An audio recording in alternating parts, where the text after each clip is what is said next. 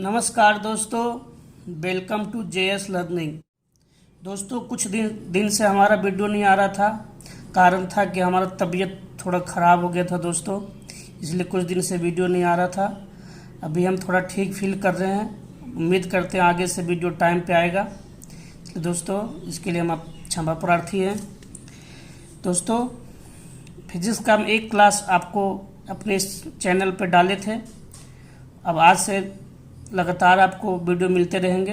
Reasoning और physics का आज मेरे फिजिक्स का दूसरा क्लास है। दोस्तों आपको बताना चाहेंगे सबसे पहले कि हमारा एनटीपीसी का डेट जो डिक्लेयर हो चुका है 15 दिसंबर है। 15 दिसंबर से एनटीपीसी का एग्ज़ाम स्टार्ट हो जाएगा। तो दोस्तों आप लोग बिल्कुल मन से पढ़ाई कीजिए। आपके पास लगभग 100 दिन, लगभग 3 महीना लगभग है, 3 महीना से ऊपर है, लगभग 3 मंथ। तो आप पढ़ाई बिल्कुल मन से करते रहिए और आपका बिल्कुल मन से पढ़ाई कीजिएगा दोस्तों, तो बिल्कुल आपका एग्ज़ाम निकलेगा। इसलिए बिल्कुल टाइम को वेस्ट ना करते हुए पढ़ाई को तन मन से ध्यान दें, क्योंकि यह हमारा गोल्डन अपॉर्चुनिटी है दोस्तों। बहुत दिन के बाद इतने सारे वैकेंसी आए हैं, तो इसको हम यूँ ना जाने दें। इसलिए आप बिल्कुल मेहनत करें और अच्छे से मन से दिल से पढ़ाई करें, ठीक है। हम आपके इस पढ़ाई में थोड़ा सा हेल्प कर सके तो कर सकते हैं। अपनी तरफ से कोशिश करते हैं आपको अच्छा क्वेश्चन कराएं, ताकि एग्ज़ाम में आपको हेल्प हो सके। दोस्तों हम आपको प्रीवियस ईयर क्वेश्चन भी कराएंगे। अगर आप बोलिएगा तो एनटीपीसी का जो पिछले साल जो पूछा हुआ आज तक का क्वेश्चन है, आपको सप्ताह में एक दिन लाएंगे प्रीवियस ईयर क्वेश्चन का सेशन और आपको कराएंगे। तो आप लोग जैसा होगा आप मैसेज कर सकते हैं, फिर हम आपको क्वेश्चन भी करा देंगे एनटीपीसी का, किस तरह से क्वेश्चन पूछे जाते हैं। बिल्कुल हड़बड़ाने की ज़रूरत नहीं है दोस्तों। बिल्कुल धैर्य से कंटिन्यूटी पढ़ाई करिए, मन से पढ़िएगा तो आपका रिजल्ट बिल्कुल होगा।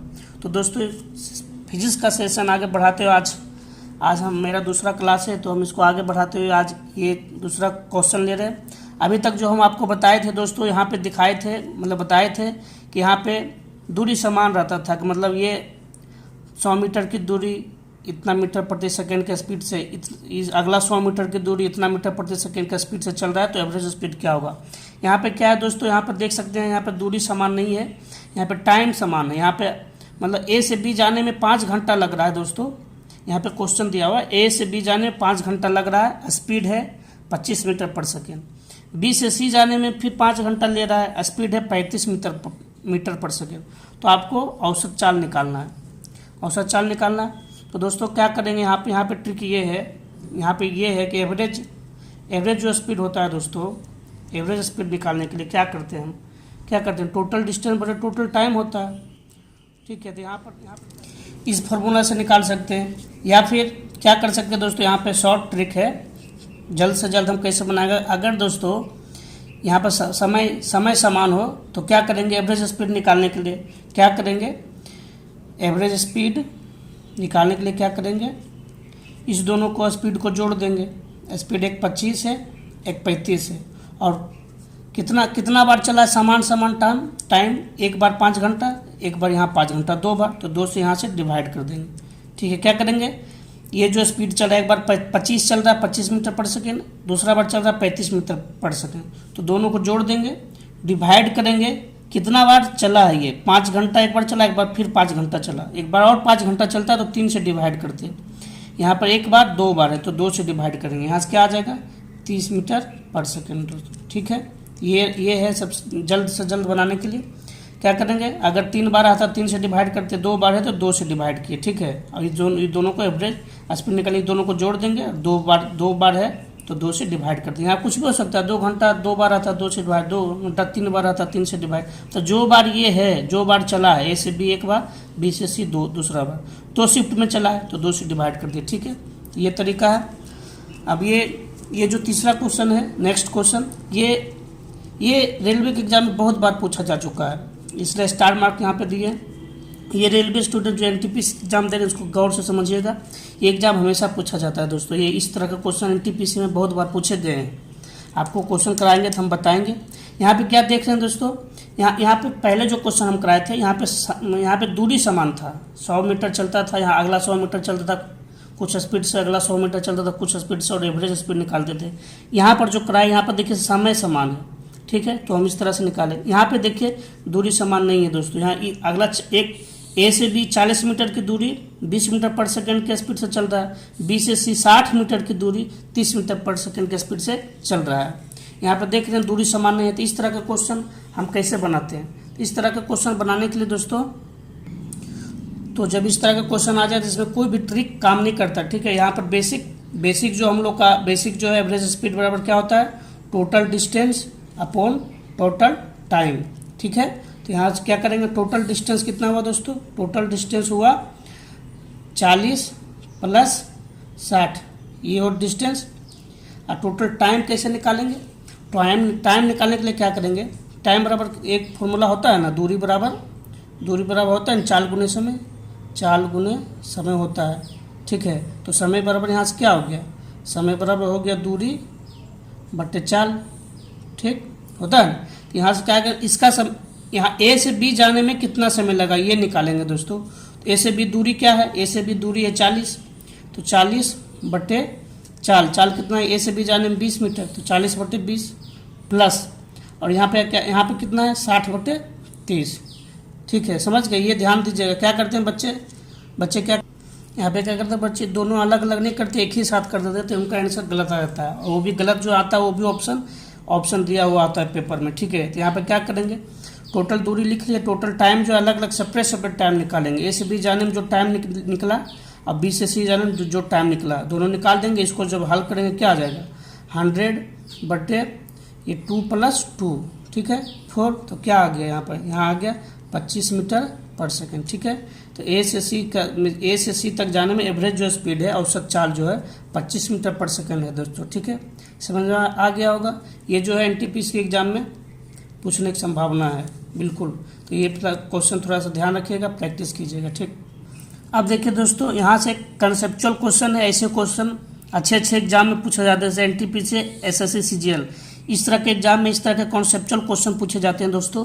तो इसको ध्यान में दीजिएगा। आपको क्या करेगा, एक ग्राफ दे देगा और बोल देगा एवरेज स्पीड बताइए। ये ग्राफ दे दिया, डिस्टेंस वर्सेस टाइम ग्राफ, इसका एक दे दिया ग्राफ, और बताया इसका एवरेज स्पीड क्या होगा। तो दोस्तों क्या करते हैं, एवरेज स्पीड निकालने के लिए डिस्टेंस टाइम ग्राफ है जब, तो एवरेज स्पीड इसका क्या होता है, जो हम लोग फॉर्मूला जानते हैं पहले उससे निकाल लेते हैं, total distance upon total time, ठीक है। टोटल डिस्टेंस क्या है, क्या चला, यहाँ से चलना स्टार्ट किया दोस्तों, यहाँ तक गया, टोटल डिस्टेंस ये है। तो डिस्टेंस का मेरा ये वाई एक्सिस पे है, डिस्टेंस देख सकते हैं, और ये टाइम एक्स एक्सिस पर। तो टोटल डिस्टेंस जो है यहाँ मैक्सिमम यहाँ गया, तो टोटल डिस्टेंस 50 है, तो 50 आ गया बटे, और यहाँ टोटल टाइम कितना लगा 10 सेकेंड, ठीक है। तो टोटल कितना हो गया 5 मीटर पर सेकेंड। तो एवरेज जो औसत चार्ज इसका हो गया, क्या हो गया 5 मीटर पर सेकेंड। ग्राफ का क्वेश्चन आता है तो इस तरह से निकालते हैं, total distance upon total time, जो बेसिक फार्मूला है। तो डिस्टेंस ये जो ग्राफ दिया है वो देख लेंगे, मैक्सिमम डिस्टेंस कितना गया 50 मीटर, और ये यहाँ इसके नीचे टाइम है कितना 10 सेकेंड, तो 50 बटे 10 हो गया, कितना गया 5 मीटर पर सेकेंड। और इसका एक दूसरा है तरीका निकालने का, जब भी डिस्टेंस टाइम ग्राफ होता है दोस्तों, तो इसका स्लोप हम निकालते हैं। स्लोप क्या होता है, जिसको हिंदी में ढाल कहते हैं, स्लोप क्या होता है, स्लोप निकालने के हमेशा tan थीटा निकाला जाता है, tan थीटा। तो यहाँ ये मान लीजिए इसका ये थीटा डिग्री बना रहा है एंगल, तो tan थीटा निकालने के लिए क्या होता है, tan थीटा बराबर क्या होता है दोस्तों, tan थीटा बराबर होता है P/B होता है, परपेंडिकुलर अपॉन बेस होता है। तो इसका परपेंडिकुलर क्या होता है, जो भी थीटा है एंगल उसके सामने वाला होता है P, होता है ना। तो देखेंगे ट्रिकोनोमेट्री में, जो भी मान लीजिए ये थीटा है, ठीक है, तो इसके जो सामने वाला साइड है ये P होता है, और जो नीचे है वो B होता है, और जो सबसे बड़ी साइड होता है वो H होता है, ठीक है दोस्तों। तो ये जो थीटा है क्या होता है, tan थीटा पर P/B, तो ये हो गया इसका P, और ये हो गया B। तो P कितना है, P है ये हमारा डिस्टेंस, P कितना है दोस्तों, P हमारा है 50 अपॉन B कितना, B है 10, tan थीटा बराबर कितना आ गया 5 मीटर पर सेकेंड, ठीक है दोस्तों। तो ग्राफ से जब दिया हुआ है तो ग्राफ से tan थीटा निकाल लेंगे। डिस्टेंस और टाइम जब दिया हो तो एवरेज स्पीड tan थीटा उसका एवरेज स्पीड होता है, उसका जो स्लोप होता है एवरेज स्पीड देता है दोस्तों, ठीक है। या फिर इस फॉर्मूला से निकाल लेंगे। तो ये जो क्वेश्चन है तो ग्राफ से पूछ देता है, तो स्टेटमेंट में भी पूछ देता है। तो स्टेटमेंट्स का क्या दिखेगा, हम आपको अपने लिख चुके हैं। The slope of distance time graph curve gives average speed मतलब जो डिस्टेंस टाइम ग्राफ का जो स्लोप होता है दोस्तों, डिस्टेंस टाइम ग्राफ का जो कर्व का जो स्लोप होता है वो क्या देता है, एवरेज स्पीड देता है। ठीक है, तो ये भी पूछा जाता है क्वेश्चन, पूछता है कि the slope of distance time graph curve gives, क्या देता है, ऑप्शन में दिया रहेगा average speed, acceleration, displacement, velocity, कुछ भी दे देगा। तो आप क्या करेंगे, एवरेज स्पीड देता है। ठीक है, इस लाइन को याद रखिएगा, ये बहुत ज़्यादा इंपॉर्टेंट है। ठीक है, अब दोस्तों यहाँ जो समझाना चाह रहे हैं आप गौर से समझिएगा। कोई भी व्यक्ति ए से बी जाता है, पहले 5 सेंटीमीटर मान लीजिए, या 5 मीटर जाता है, सेंटीमीटर क्या 5 मीटर जाता है, बी से सी जाता है 12 मीटर जाता है। ठीक है, तो कोई भी व्यक्ति पहले ए से बी जा रहा है, बी से सी जा रहा है। ठीक है, तो जो यहाँ पे ए से बी और बी से सी जो चल रहा है, तो ये ए से सी तक आने में ये टोटल ऐसे जो आता है ये कहलाता है डिस्टेंस। और जो सबसे शॉर्टेस्ट दूरी होता है दोस्तों, कोई भी दो पॉइंट का सबसे छोटी से छोटी दूरी जो होता है वो कहलाता है डिस्प्लेसमेंट।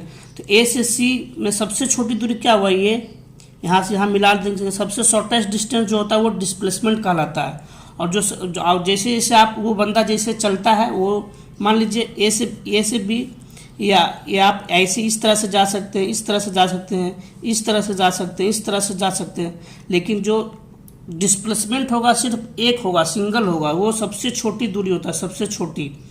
डिस्प्लेसमेंट सिर्फ एक ही लाइन हो सकता है, लेकिन दूरी जो होता है दो बिंदु का कोई भी अलग अलग पाथ हो सकता है, अलग अलग रास्ता हो सकता है जाने का, लेकिन डिस्टेंस जो सबसे छोटी दूरी होता है उसे डिस्प्लेसमेंट कहते हैं। और कोई भी जैसे जैसे मान लीजिए इधर से चला, ये इधर से, ये सब जो दूरी होता है वो क्या कहलाता है, डिस्टेंस कहलाता है। ठीक है, तो ए से सी जा रहा है, तो यहाँ से जो ए से सी जा रहा है दोस्तों, को ए से सी जा रहा है। ठीक है, तो दूरी कितना तय किया, दूरी अगर पूछेगा कितना तय किया, 5 + 12 बराबर 17 मीटर दूरी तय किया दोस्तों। लेकिन अगर डिस्प्लेसमेंट पूछ दे, विस्थापन, इसको क्या बोलते हैं, विस्थापन।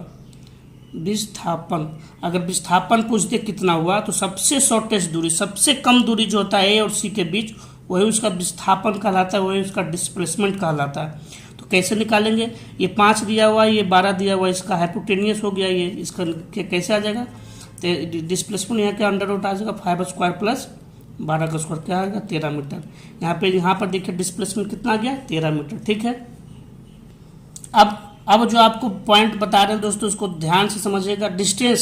डिस्टेंस क्या होता है बता दिए, जैसे जैसे आदमी चलेगा वही उसका ओरिजिनल दूरी होता है, वही दूरी कहलाता है, डिस्टेंस कहलाता है। लेकिन डिस्प्लेसमेंट होता है सबसे कम दूरी, दो पॉइंट के बीच का सबसे छोटा दूरी, सबसे कम दूरी जो होता है वो उसका डिस्प्लेसमेंट कहलाता है। तो डिस्टेंस के बारे में क्या कह सकते हैं, इट इज पाथ डिपेंडेंट, मतलब जो डिस्टेंस होता है दोस्तों पाथ पे डिपेंड करता है, रास्ता पे डिपेंड करता है कि आप कैसे कैसे चलते हैं।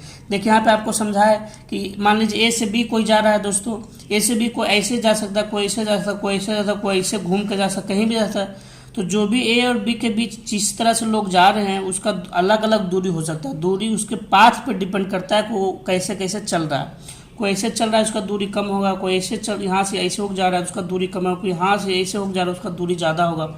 तो पाथ पे डिपेंड करता है। लेकिन डिस्प्लेसमेंट के बारे में क्या कह सकते हैं, डिस्प्लेसमेंट बताया आपको, शॉर्टेस्ट डिस्टेंस बिटवीन 2 पॉइंट, दो पॉइंट के बीच की सबसे छोटी दूरी को ही डिस्प्लेसमेंट कहते हैं। ठीक, और इट इज़ पाथ इनडिपेंडेंट, ये पाथ पे डिपेंडेंट नहीं करता है दोस्तों, ये सबसे बड़ी बात, ये पाथ पे डिपेंडेंट नहीं है। मान लीजिए आप किसी भी तरह से चल गए, आप दूरी आपका बदल सकता है, लेकिन डिस्प्लेसमेंट जो ए और बी के बीच के फिक्स है, यही होगा हमेशा, क्योंकि ये दोनों के बीच का सबसे छोटी दूरी है। ठीक, तो जो डिस्प्लेसमेंट है पाथ पे डिपेंड नहीं करता है, और डिस्टेंस जो है पाथ डिपेंडेंट होता है, इस बात को याद रखिएगा। ये भी क्वेश्चन हम पूछा जाता है, 1 नंबर में पूछा जाता है, कहीं भी पूछा जा सकता है दोस्तों। आपको वही चीज़ बता रहे हैं जो इम्पोर्टेंट है, जो पूछा जा चुका है और पूछा जाता है। ठीक है, अगला पॉइंट क्या है, distance between 2 point is always positive.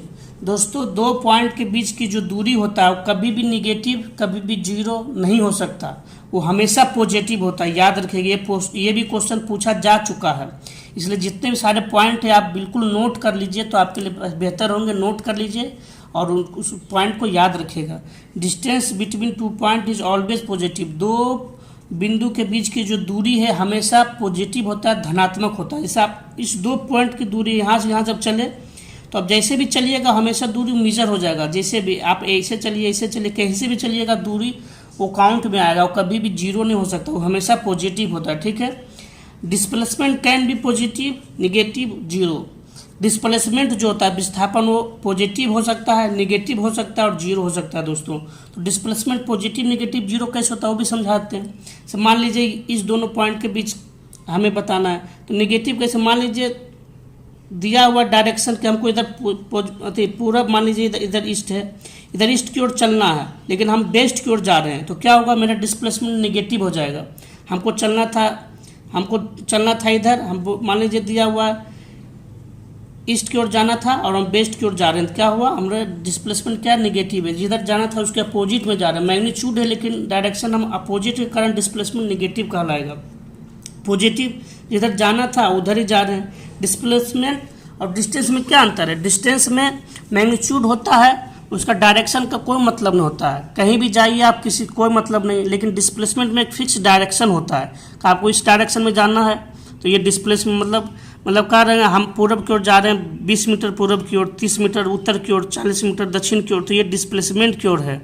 मतलब दूरी भी हमें पता है और किस दिशा में जाना है हमें ये भी पता है, तो उसे डिस्प्लेसमेंट कहते हैं। ठीक, मतलब मैग्नीट्यूड हो और डायरेक्शन हो उसको डिस्प्लेसमेंट कहते हैं, और डिस्टेंस में सिर्फ मैग्नीट्यूड होता है, डायरेक्शन का कोई मतलब नहीं होता। ठीक, और जीरो क्या है दोस्तों, जीरो डिस्प्लेसमेंट किसे कहेंगे, मान लीजिए यहाँ से वस्तु यहाँ से कोई चलना स्टार्ट किया और यहाँ चल के आप यहाँ फिर यहीं पहुँच गए, तो आपका डिस्प्लेसमेंट जीरो हो गया, लेकिन दूरी कभी देखते जीरो हुआ, जितना दूरी आप घूम के आए वो दूरी काउंट हो जाएगा, लेकिन डिस्प्लेसमेंट यहाँ पे आप वहीं पहुँच गए तो आपका डिस्प्लेसमेंट क्या हो गया, जीरो हो गया।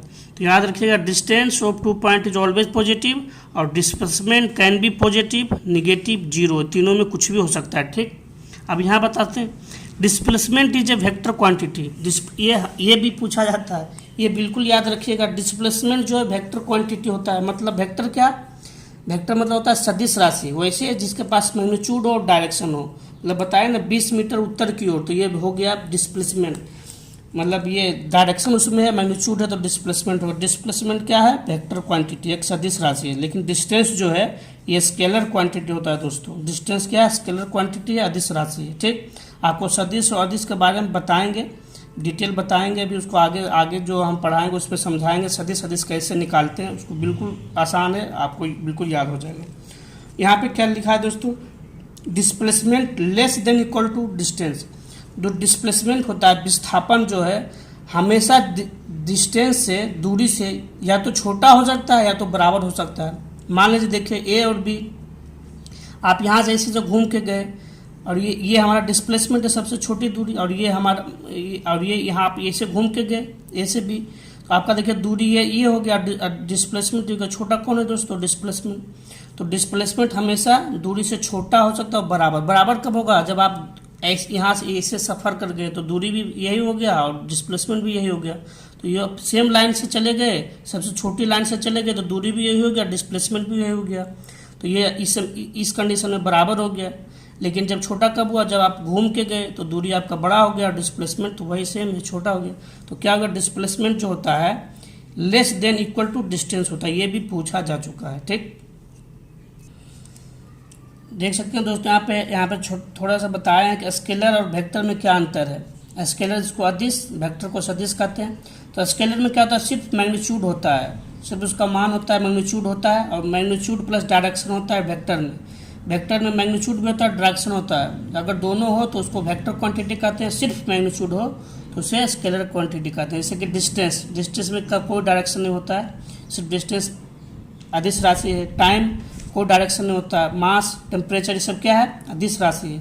और डिस्प्लेसमेंट क्या है, सदिश राशि है। दोनों में हम अभी निकालने के लिए बताएंगे आगे जो है, उसमें बहुत आसान तरीका है, आप बिल्कुल 90% बस उसी ट्रिक से आप बता देंगे। जैसे कि आपको एक छोटा सा बता रहे हैं, जैसे एवरेज वेलोसिटी है, एवरेज वेलोसिटी है, ठीक है। तो एवरेज वेलोसिटी बराबर क्या होता है, टोटल डिस्प्लेसमेंट बटे टोटल टाइम। तो इसमें से देख सकते हैं दोस्तों, डिस्प्लेसमेंट क्या है, डिस्प्लेसमेंट वेक्टर क्वांटिटी है, और टाइम क्या बताया, टाइम है स्केलर क्वांटिटी। अगर कोई भी फॉर्मूला में अगर बटा में हो, ऊपर नीचे में कोई भी एक वेक्टर क्वांटिटी हो गया दोस्तों, याद रखिएगा, ये आपको एक रामबाण बता रहे हैं। कोई भी एक ऊपर नीचे में अगर फॉर्मूला दिया हुआ है, अगर कोई भी एक वेक्टर हो गया, एक वेक्टर एक स्केलर होना चाहिए, अगर उसमें से कोई भी एक वेक्टर हो गया तो ये जो होता है ये वेक्टर क्वांटिटी होता है। जैसे यहाँ पर देखते हैं वेक्टर है, स्केलर है, तो ये जो एवरेज वेलोसिटी क्या हो जाएगा, वेक्टर क्वांटिटी। उसी तरह से जैसे मान लीजिए, उसी तरह से अगर कोई भी फार्मूला जैसे ए बराबर है बी इंटू सी, अगर इसमें एक वेक्टर है और एक स्केलर है तो ये क्या हो जाएगा, ये वेक्टर क्वांटिटी हो जाएगा। ठीक है दोस्तों, ये याद रखिएगा। मान लीजिए जैसे ये दोनों में ए बराबर है बी बाई सी, कोई भी फार्मूला है, अगर इसमें एक भी वेक्टर हो गया और एक स्केलर हो गया तो ये क्या हो जाएगा, वेक्टर हो जाएगा। अगर मान लीजिए ये फार्मूला है ए बराबर बी इंटू सी, अगर एक स्केलर है और एक वेक्टर है तो ये हमेशा क्या हो जाएगा, वेक्टर हो जाएगा। ये याद रखिएगा। ये आपको ऐसा ट्रिक बताया जिसमें 80% 90% जो होता है तो इसी से आपका क्वेश्चन, इसी से स्केलर वेक्टर आप निकाल सकते हैं। बाकी 2 4 5 है जो आपको याद करना पड़ेगा। ठीक है, बाकी सब मैक्सिमम आप इससे निकाल सकते हैं। ठीक, अगर इसमें से दोनों में से एक वेक्टर एक स्केलर होना चाहिए तो ये जो रिजल्टेंट क्वांटिटी आता है वो क्या आता है, वेक्टर आता है। इसमें अगर मल्टीपल में हो, एक स्केलर और एक वेक्टर हो तो रिजल्टेंट क्या आता है, वेक्टर आता है। ठीक, ये आपको ध्यान रहेगा। ठीक है दोस्तों, ठीक है दोस्तों, तो आज का सेशन यहीं पे समाप्त करते हैं। आशा करते हैं आपको आज का सेशन अच्छा लगा होगा। तो दोस्तों, हमारे इस चैनल से अगर आपको थोड़ा सा भी कुछ सीखने को मिला, सीखने को कुछ भी अच्छा लग रहा हो तो अपने दोस्तों में शेयर कीजिए, इस चैनल को लाइक कीजिए, सब्सक्राइब कीजिए, अपने दोस्तों को बताइए। ठीक है, थैंक यू, धन्यवाद। मिलते हैं फिर अगले क्लास में।